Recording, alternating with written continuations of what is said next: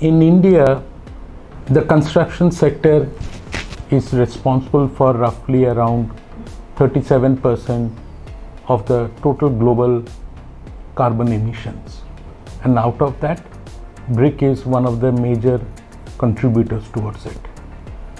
Globally, India is the second largest producer of bricks, and we are now currently at producing roughly around 250 to 300 billion bricks in a year. And if you see, burnt clay bricks are one of the major preferred building materials in the country.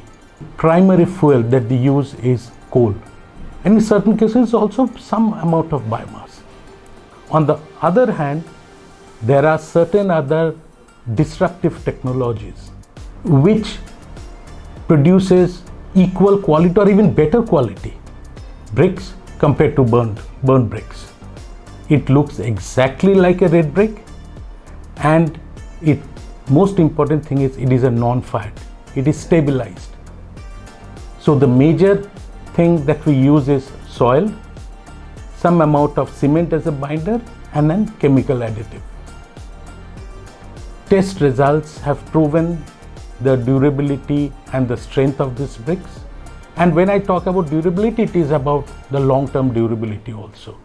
This technology is not yet introduced in India, but it is quite popular in Nepal and in other countries.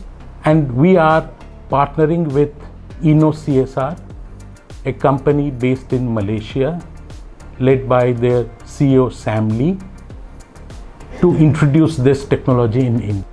Right now, the technology uses around 90% of soil, and this soil is not agricultural topsoil, unlike which the burnt clay brick is being made of. It is soil which is a waste, which has some amount of organic matter.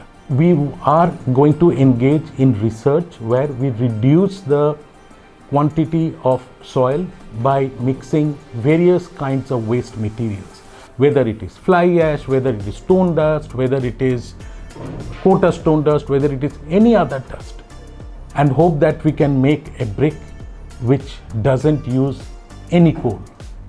And if we can reduce the use of fossil fuel in making good building materials, that is, I think, help us in cleaning the air and cleaning our skies.